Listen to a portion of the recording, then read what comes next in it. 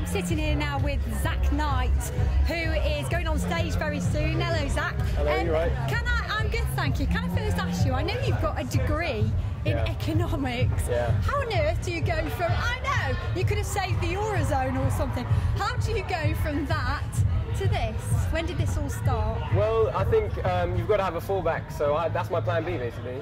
So if, well, I don't really think like that because music is my life, so, but in a way I just thought I'm at uni, I might as well finish my degree, because that was the time when I started taking music a lot more seriously. I started working with producers and writers and artists and started getting into meeting the people in the business. And it was at uni, so I actually took a gap year and then decided, all right, let me finish it off, because I mean I've got like a year left, I might as well finish it. So that's kind of how it happened. Yeah, and you've worked with some big names as well. Tell us who you've worked with. Yeah, I come from a writing background, so I've written for some people in America. So I've written tracks for Genuine. I worked with some guys over here in Tiny Temper. I've toured with everyone pretty much. So I've been in the game for a while, but this is like my first time I'm really kind of going into the public eye.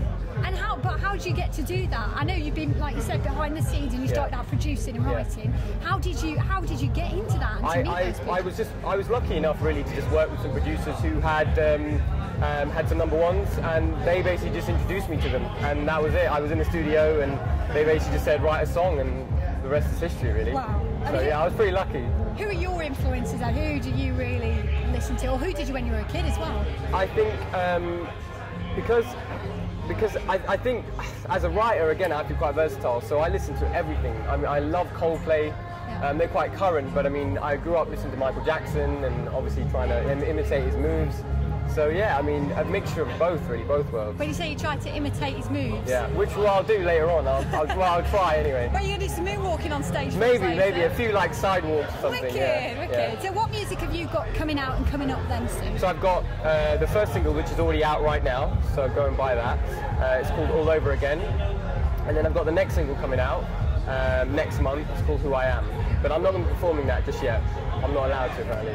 Okay, you're not allowed to? Well, because I'm not supposed to. So we're keeping that one. Yeah, I'm going to start doing that later on. But the two tracks I'm performing today is All Over Again and Woe, which is going to be another single after this next track. And what do you do to gear up when we're like, I mean, we're sat here quite chilled now, but you know when you're about to go on stage, do you get the nerves? I just annoy everyone and sing really loud, and I'm not really fun to be around, trust me.